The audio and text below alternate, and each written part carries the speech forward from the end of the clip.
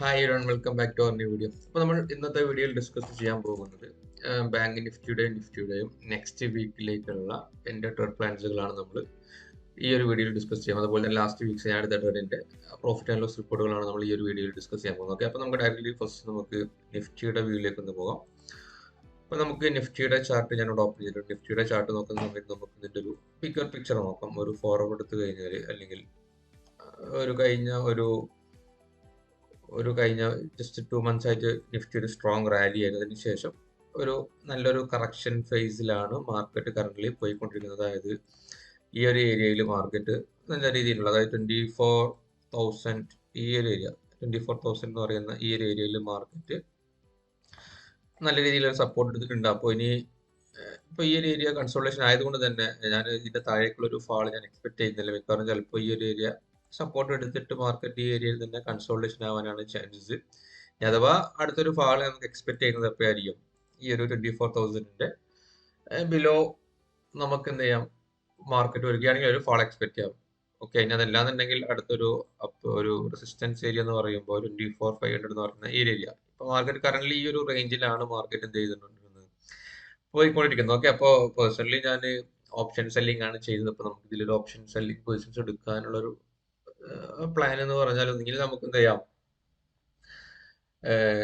Puttu spread എടുക്കാം. പക്ഷേ puttu spread എടുക്കുന്നത് റിസ്ക് ആണ്, കാരണം മാർക്കറ്റ് സ്റ്റിൽ ഒരു ബിയറിഷ് സെന്റിമെന്റ്സിലാണ് പോയിക്കൊണ്ടിരിക്കുന്നത്. ബെറ്റർ ഓപ്ഷൻ കുറച്ചുകൂടെ നമുക്കൊരു ഈ ഒരു 24,500 എബോ ആയിട്ട് ഒരു കോൾ സ്പ്രെഡ് എടുക്കുന്നതായിരിക്കും. പക്ഷേ ഇത് രണ്ടാണെങ്കിലും റിസ്ക് ആണ്, കാരണം മാർക്കറ്റ് കറന്റ് ഈ ഒരു റേഞ്ചിലാണ് കറന്റ് കൺസോൾട്ടേഷനിൽ പോയിക്കൊണ്ടിരിക്കുന്നത്. ഏത് സമയത്തും വേണമെങ്കിൽ രണ്ട് സൈഡിലേക്ക് ബ്രേക്ക്ഔട്ട് ആകും. അതുകൊണ്ട് തന്നെ മാർക്കറ്റിന്റെ ഒരു കറക്റ്റ് വ്യൂ കിട്ടിയതിന് ശേഷം മാത്രം ഒരു ഓപ്ഷൻ സെല്ലിങ്ങിലെ ഒരു ട്രേഡ് പ്ലാൻ ചെയ്യുന്നതായിരിക്കും നമുക്ക് കുറച്ചുകൂടെ ബെറ്റർ.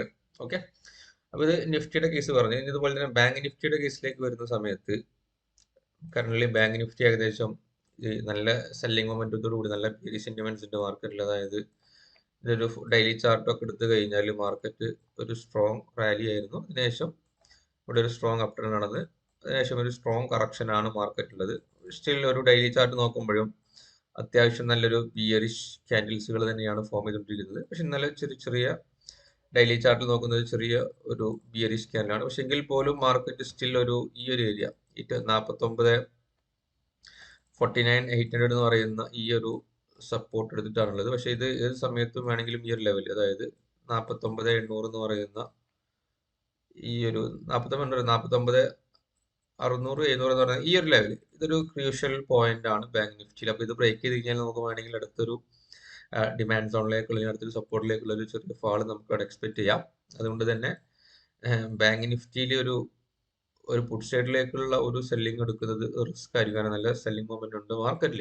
അപ്പോൾ അടുത്തൊരു വീക്കിൽ ഞാൻ എക്സ്പെക്ട് ചെയ്യുന്ന റേഞ്ച് എന്ന് പറഞ്ഞാൽ ഇവിടെ ഇപ്പോൾ ഇതൊരു ചെറിയ ഒരു റെസിസ്റ്റൻസ് ഏരിയ, അതുപോലെ തന്നെ മുകളിൽ ഇവിടെ ഒരു സപ്ലൈ സോൺ വന്നിട്ടുണ്ട്. അപ്പോൾ മാർക്കറ്റ് ഞാൻ എക്സ്പെക്ട് ചെയ്യുന്നത് ഇവിടുന്ന് ഒരു ചെറിയൊരു ഫേക്ക് ബ്രേക്ക്ഔട്ട് പോലെ താഴെ വന്നിട്ട് ഇവിടുന്ന് ബൗൺസ് ബാക്ക് ആണ് ഞാൻ എക്സ്പെക്ട് ചെയ്യുന്നത്. അതുകൊണ്ട് തന്നെ ഞാൻ ഈ ഒരു റേഞ്ചിന്റെ മുകളിലേക്കുള്ള, അതായത് സ്റ്റിൽ ഒരു ബിയറിഷ് ആയതുകൊണ്ട് തന്നെ ഈ ഒരു 51,000 ഒരു 51,500 മുകളിലേക്കുള്ള ഒരു കോൾ ഓപ്ഷൻ സെല്ലിംഗ്, അല്ലെങ്കിൽ കോൾ ഓപ്ഷൻ നേക്കഡ് ആയിട്ട് ചെയ്യാതെ ഒരു ഹെഡ് ചെയ്ത പൊസിഷൻസ്, അതായത് കോൾ സ്പ്രെഡ് പോലത്തെ രീതിയിൽ എന്തെങ്കിലും പ്ലാൻ ചെയ്യാനാണ് ഇപ്പോൾ കറന്റ് ഉള്ളത്. പാസ് ഓഫ് ഞാൻ ട്രേഡ് ചെയ്തിട്ടില്ല. അപ്പോൾ ഇന്ന് മാർക്കറ്റ് ലീവ് ആയതുകൊണ്ട് ഇന്ന് ഞാൻ ട്രേഡ് എക്സിക്യൂട്ട് ചെയ്തിട്ടില്ല. അപ്പോൾ നാളത്തെ മാർക്കറ്റിന്റെ ഓപ്പണിംഗ് ഒക്കെ നോക്കിയിട്ടായിരിക്കും ഒരു ട്രേഡ് ഞാൻ പ്ലാൻ ചെയ്യുന്നത്.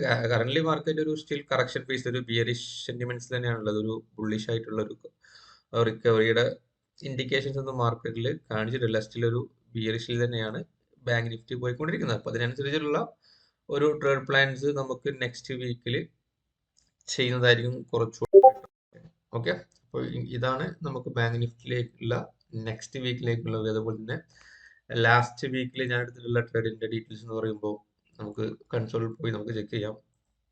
കൺസോളിൽ ക്ലിക്ക് ചെയ്ത് കഴിഞ്ഞാൽ റിപ്പോർട്ട് എടുത്ത് P&L സെലക്ട് ചെയ്തതിനു ശേഷം നമുക്ക് എന്ത് ചെയ്യാം, സെഗ്മെന്റ് ഫീച്ചർ ഓപ്ഷൻ എടുക്കാം, റിയലൈസ്ഡ് P&L എടുക്കാം. അതുപോലെ തന്നെ range last Thursday to this, അതായത് ഞാൻ വീക്കിലി പൊസിഷൻസ് എടുക്കാറുള്ള ഒരു വ്യാഴാഴ്ച വെള്ളിയാഴ്ച എടുത്തിട്ട് ആ ഒരു വീക്കിലേക്കുള്ള അടുത്ത എക്സ്പയറി വരെയുള്ള ഹോൾഡിംഗ് അല്ലെങ്കിൽ അതിന് മുന്നേ ചെറിയ ട്രേഡുകളൊക്കെ ക്ലോസ് ചെയ്യുന്ന രീതിയിലാണ് ഞാൻ ട്രേഡ്സ് എടുക്കാറുള്ളത്. അപ്പോൾ അതിന്റെ ഒരു അപ്ഡേഷൻ നമുക്ക് ചെക്ക് ചെയ്ത് കഴിഞ്ഞാൽ ലാസ്റ്റ് വീക്കിൽ ഏകദേശം 2,00,000 2,10,000 റുപ്പീസ് ആണ് ടോട്ടൽ പി ആൻഡ് എൽ വന്നത്. അതിൽ 6,800 റുപ്പീസ് ഏകദേശം 6,800 രൂപ ടാക്സും ചാർജസും പോയിട്ട് ഏകദേശം 2,03,000 2,03,000 റുപ്പീസ് ആണ് ലാസ്റ്റ് വീക്ക് ഞാൻ നെറ്റ് പി എൻ എൽ ആയിട്ട് എടുത്തിട്ടുള്ളത്. ഓക്കെ, അപ്പോൾ ഇനി അടുത്ത വീക്കിലേക്കുള്ള റിഫ്ലക്ഷൻ പറഞ്ഞു, പക്ഷെ ഞാനിതൊരു ട്രേഡ് എക്സിക്യൂട്ട് ചെയ്തിട്ടില്ല.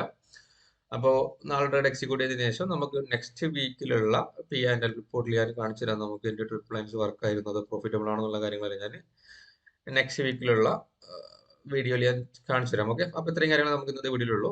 ബാക്കി കാര്യങ്ങളെല്ലാം വരുന്ന വീക്കിൽ വീഡിയോയിൽ ഡിസ്കസ് ചെയ്യാം. Okay, thank you.